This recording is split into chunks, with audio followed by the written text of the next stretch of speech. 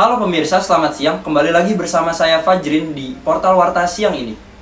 Memasuki bulan suci Ramadan 1447 Hijriah, pemerintah Kota Sukabumi melalui Dinas Pendidikan dan Kebudayaan resmi menetapkan aturan baru terkait penyesuaian jam belajar bagi siswa tingkat PAUD, SD, hingga SMP.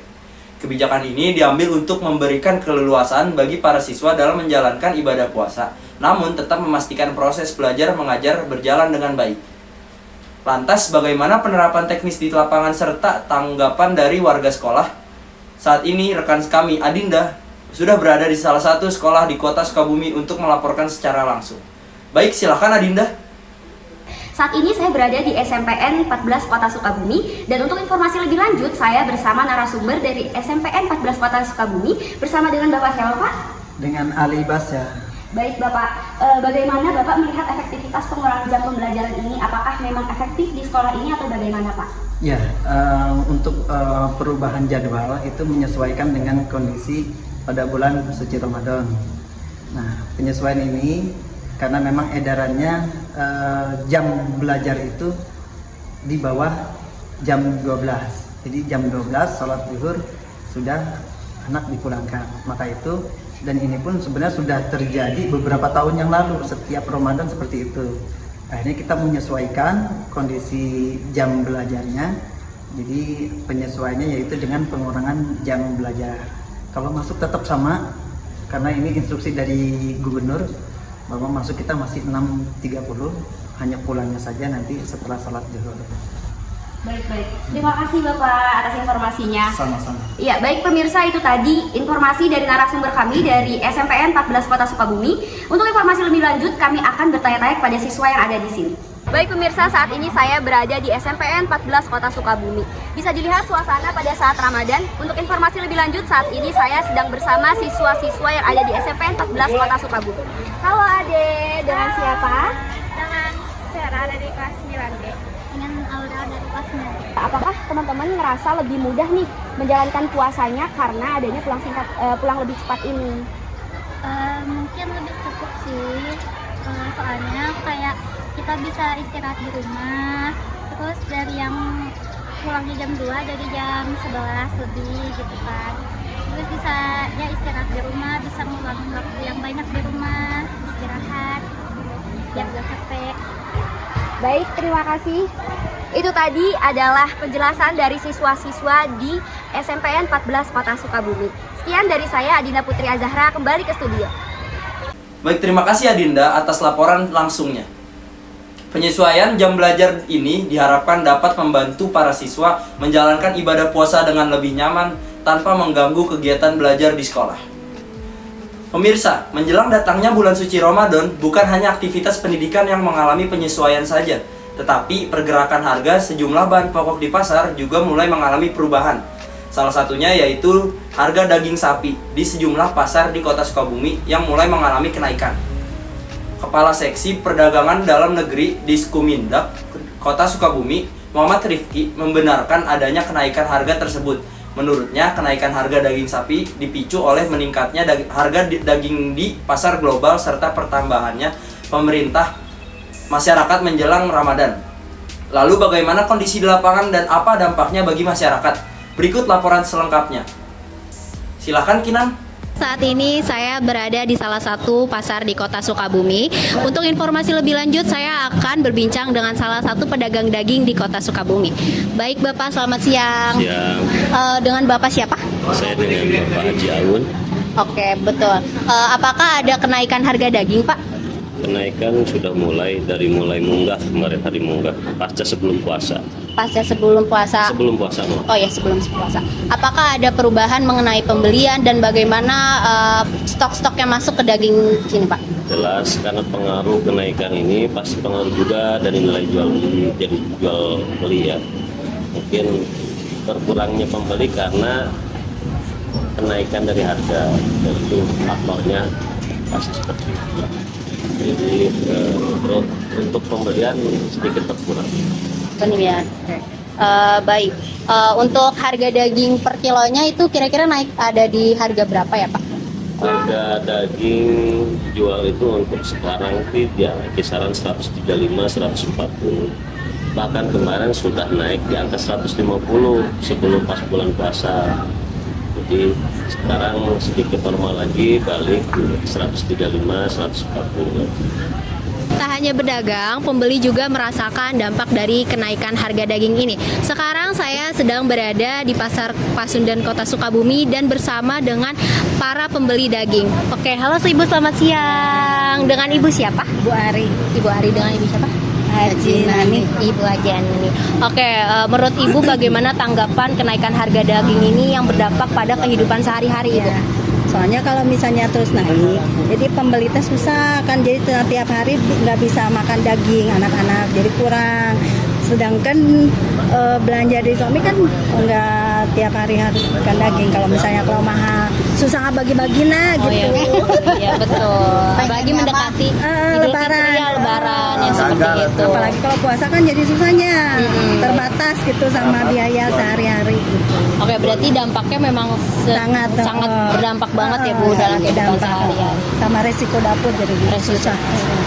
Susah Baik. bagi. Iya, siap. Baik, terima kasih banyak Ibu atas tanggapannya. Berikut sekian dari Pasar Kota Sukabumi. Saya kembalikan ke studio. Terima kasih. Baik, terima kasih Kinan atas laporan langsungnya dari Pasar Pasundan Kota Sukabumi. Kenaikan harga daging sapi ini menjadi salah satu tantangan bagi masyarakat dalam memenuhi kebutuhan menjelang Ramadan. Namun, di sisi lain, meningkatnya aktivitas belanja masyarakat juga membawa dampak positif bagi sejumlah pelaku usaha, khususnya penjual produk khas Ramadan. Di Kota Sukabumi, penjualan buah kurma dilaporkan mengalami lonjakan yang cukup signifikan. Bahkan salah satu toko mencatat peningkatan penjualan hingga 75% dibandingkan dari biasanya. Lantas, bagaimana kondisi di lapangan dan tanggapan masyarakat terkait lonjakan tersebut? Saat ini rekan kami Kinan sudah berada di lokasi untuk melaporkan secara langsung. Baik, silakan Kinan. Saat ini saya berada di toko hasil laut pusat oleh-oleh haji dan umroh di Kota Sukabumi. Saat ini saya sedang bersama salah satu penjual di toko tersebut. Halo Kak, boleh perkenalkan dirinya dulu? Nama saya Hasanuddin. Saya sebagai penjaga toko sini, karyawan di sini ya, toko hasil laut. Oke, baik Kak. Melihat dengan kelonjakan pembelian kurma yang mencapai 75%, apakah ada kendala Kak dari sisi pasokan distributornya?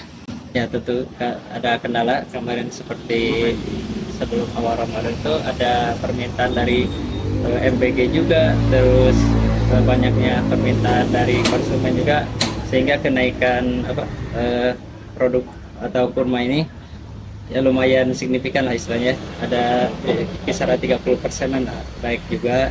Terus barangnya susah, sehingga kita juga agak sulit gitunya mencari produk yang benar-benar baik dan untuk stok di sini juga susah gitu istilahnya, buat jual yang buat grosiran, buat eceran juga lumayan agak kewalahan lah istilahnya.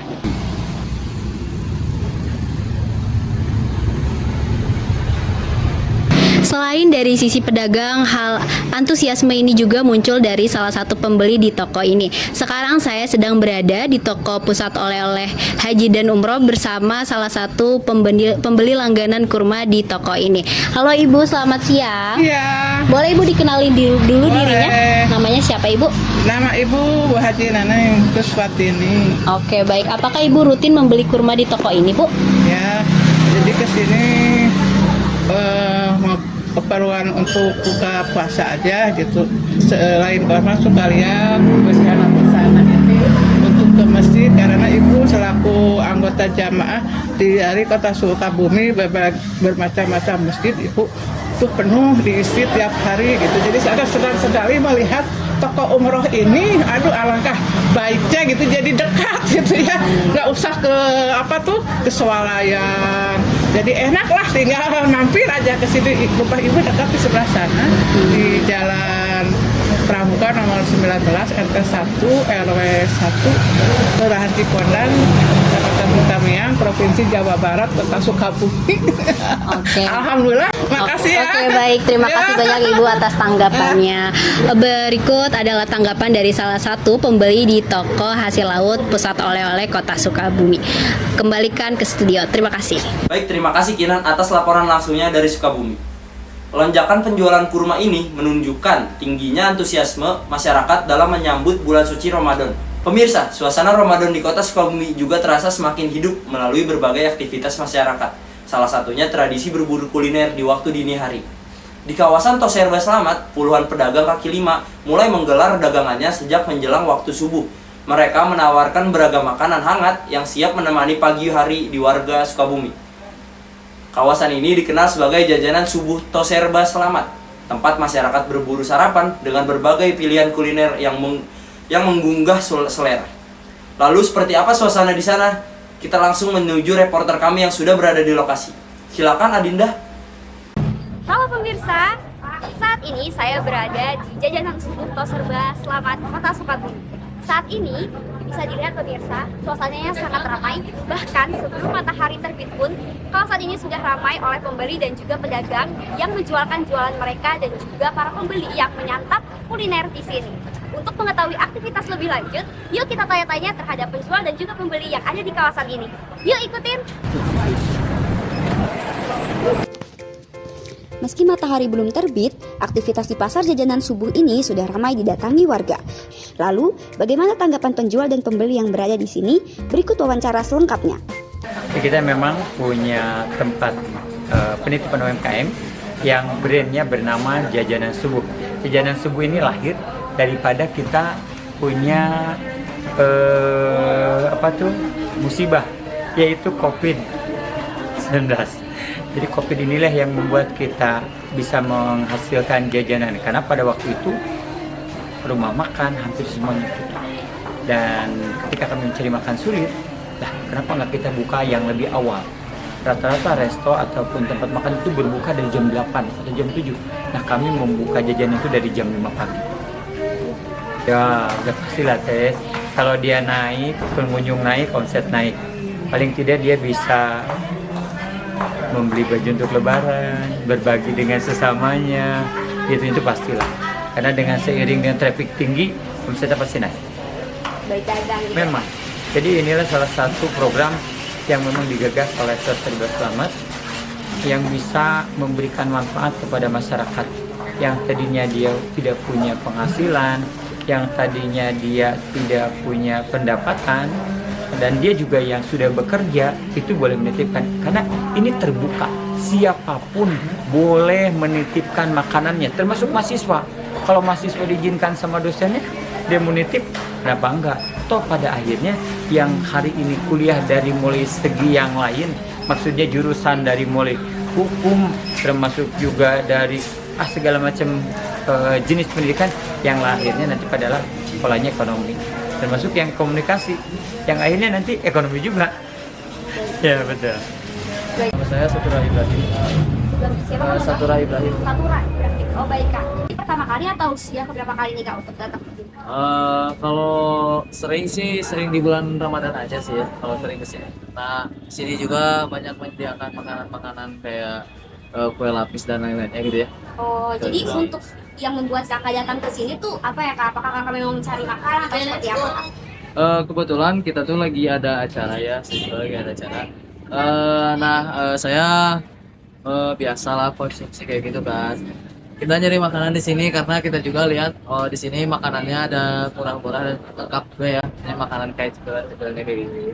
Tempat ini bukan hanya menjadi tempat untuk mencari sarapan, tetapi juga menjadi roda ekonomi bagi para pedagang. Kawasan hangat ini menjadi salah satu favorit bagi para masyarakat di Sukabumi. Saya Dinda Putri dari Kota Sukabumi melaporkan, kembali ke studio. Baik, terima kasih atas laporannya Adinda. Jajanan subuh di kawasan Toserba Slamet menjadi bukti bahwa aktivitas ekonomi masyarakat dapat tumbuh dari kebiasaan sederhana seperti menikmati sarapan bersama di pagi hari. Pemirsa, demikian rangkaian informasi yang telah kami sajikan dalam portal Warta hari ini. Nantikan informasi menarik dan aktual lainnya yang hanya di portal Warta. Saya Fajrin pamit undur diri. Sampai jumpa dan selamat melanjutkan aktivitas Anda.